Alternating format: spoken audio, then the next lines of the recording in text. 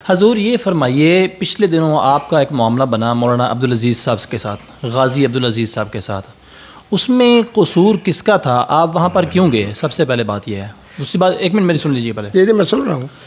सबसे पहले आप मुझे ये बताइए कि आपको वहाँ पर बाकायदा इनवाइट किया गया था कि आप यहाँ पर तशरीफ़ लाएँ, तो फिर आपके साथ ये रवैया क्यों इख्तियार किया गया? मैं इसको कंडेम करता हूँ, जो हुआ नहीं होना चाहिए था ऐसा। बिस्मिल्लाहिर्रहमानिर्रहीम। मौलाना अब्दुल अज़ीज़ साहब के जो वालिद गिरामी थे ना, और मेरे वालिद गिरामी सुल्तान में मदरसा कासिमुल उलूम, जिसके उस वक्त शेखुल हदीस हज़रत मुफ्ती महमूद साहब थे, ये हम सबक थे। ठीक है। फिर ये मेरे इलाके के हैं, ये भी सराकी हैं। मौलाना अब्दुल कादिर आज़ाद साहब अल्लाह उन्हें मज़ीद अज़मतें दे, और इस वक्त कब्र के अंदर आराम कर रहे हैं।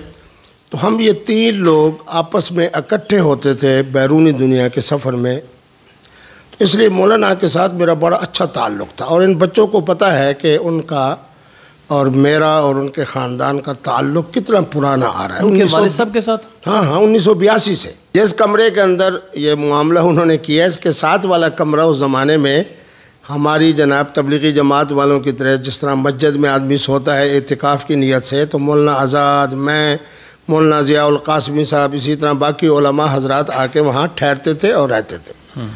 इनके साथ तो मेरा एक ख़ानदानी ताल्लुक़ है।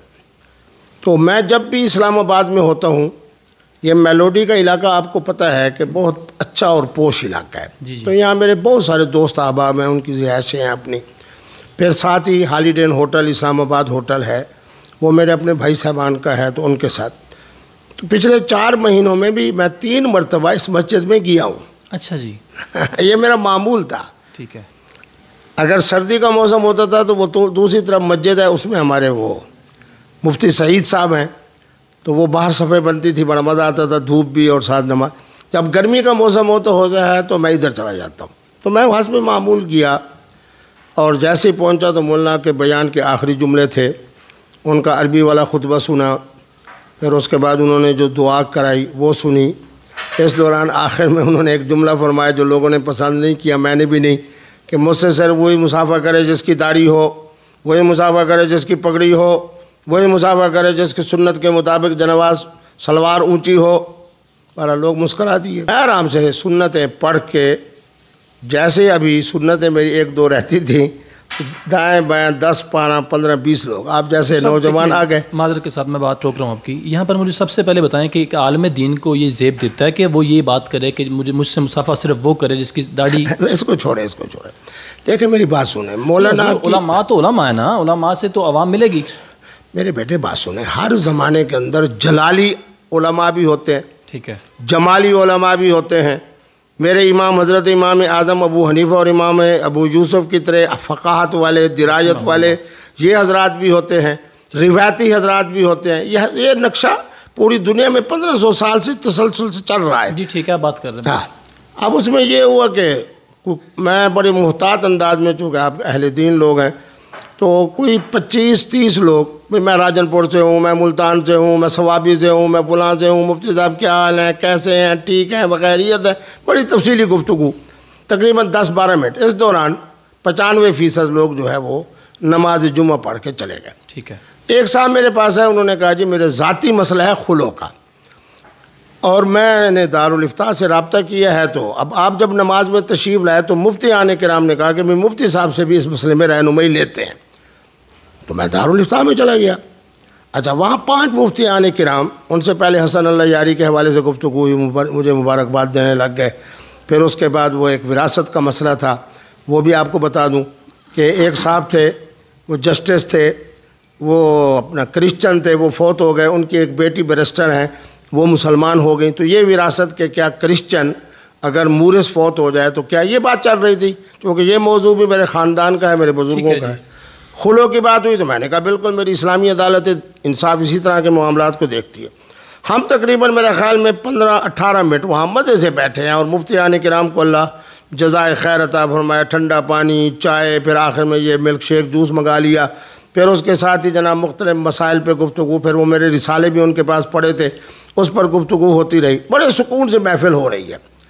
ज़रूर, मेरा सवाल कुछ और था, आप इसमें बता रहे हैं। मुझे सबसे पहले ये बताएं कि आप वहाँ पर लेने क्या गए? नमाज़ पढ़ने गया था ना मेरे बेटे, पढ़ने गए, नमाज जुमा पढ़ा, नमाज जुम्मा पढ़ के अगर ये मुस्तफ्ती ना आता तो मैंने लोगों से मिलते जुलते सलाम करते हुए चले जाना था, निकल जाना था। ठीक है। और अब चूँकि ये मुस्तफ्ती आ गया, ठीक हो गया, तो उसकी वजह से मैं जनाब चला गया दारुल इफ्ता की तरफ। वहाँ मुफ्तियान किराम को अल्लाह खुश रखे, बिल्कुल दोजानू होकर बड़े अदब के साथ मेरी गुफ्तगू सुनते रहे। जी ठीक हो गया, ठीक हो गया। अब उसी तरीके पर हज़रत जब आए, वो मेरे ख्याल में बयान करने की ज़रूरत नहीं। एक आदमी जो तस्वीर को हराम समझता है, वीडियो बनाने को हराम समझता है, आज के ज़माने के अंदर उसके यहाँ वीडियो बना के उसकी इशाअत करने को, इफ्शा को हराम समझता है, वो किस तरह जनाब एक कलाशन कोप वाले को अपना मोबाइल देता है। फिर जब मैं उठा तो मैंने ऐसे देखा तो मुझे मालूम हुआ कि 2 लोग, पहले तो मुझे इस बात पर हैरानी हुई कि अभी जो आदमी कह रहा था कि मुकम्मल दाढ़ी वाला, पगड़ी वाला, सलवार ऊंची वाला मुझसे मुसाफा करे, बाकी कोई मुसाफा ना करे, अब वो बेचारा तकवे के हवाले से इतने बदतर मकाम पे पहुंच गया है कि अपनी जनाब का मोबाइल एक को दे रहा है, दूसरा मोबाइल दूसरे को दे रहा है, फिर उसकी कलाशन कोफ ले रहा है। बाकी जो उन्होंने गुफ्तगू की वो आला, वो भी आपके सामने है। जी जी बिल्कुल। तो माने ये है कि मुझे जो हैरानी हुई कि इसने मेरे ख़ानदान, अपने ख़ानदान की इज़्ज़त व अज़मत को नहीं देखा। चलो बहरहाल मैं चूँकि इस बारे में मुतमईन था कि इस तरह के जो जुनूनी हजरात होते हैं ये अमली ज़िंदगी में इंतहाई नाकाम होते हैं। अब मैं नहीं कहता, लोगों ने कहा कि जी अमली ज़िंदगी में तो ये इतना नाकाम है कि बेचारा बुर्का पहन के यहाँ से भागा था। ये पठानों की बात है, मेरी बात नहीं, क्योंकि पठान मुझसे बहुत ज़्यादा मोहब्बत करते हैं। ठीक है। हत्ता कि उन्होंने कहा जी हम पट्टा डालते हैं इसको घसीट, मैंने कहा नहीं नहीं नहीं नहीं, इनका मेरा ख़ानदानी ताल्लुक़ है, ये मेरा समझो छोटा भाई है। तो अगर छोटे भाई की तरफ से कोई बदतमीज़ी, बदअखलाक़ी हो जाए तो उसका अपना ज़मीर भी उसको मलामत करेगा। अब बहुत सारे लोगों ने मुझे बताया कि उसने बहुत सारे निजी महफिलों में भी और लोगों में कहा है वो बड़ा इल्मी ख़ानदान है मेरा नाम, और बड़े इल्मी लोग हैं, बस मुफ्ती साहब के पास पैसा बहुत ज़्यादा आ गया है। तो ये बहरहाल अब ये पिसपाई जो है ये उन्हें खुद उनका ज़मीर भी उनको मलामत कर रहा होगा। तो उन्होंने रब्ता किया आपसे दोबारा कि ये रब्ता उनकी तरफ से 3-4 लोगों ने किया। अच्छा जी। तो मैंने उनको यही कहा कि मेरी किबला वालदा साहबा ने कहा कि मेरे वालिद गिरामी और उसके वालिद गिरामी चूँकि बहुत ज़्यादा दोस्त थे, हम सबक थे, हम क्लास थे, इसलिए इसका मामला आप अल्लाह के सपुर्द करो। और चूँकि मेरी वालदा भी हाफिज़ कुरान, तो उन्होंने फरमाया कि अगर उस बेवकूफ़ को वमन अज़लम मिम्मन मना मसाजिद अल्लाह की आयत का इल्म नहीं है तो बस आप इसका मामला अल्लाह के सपुर्द करो। चूँकि आप जुमा पढ़ने गए थे, आप अल्लाह के मेहमान थे। ज़ाहरी हवाले से देखो तो सरकारी मस्जिद है, ये सरकारी मौलवी है,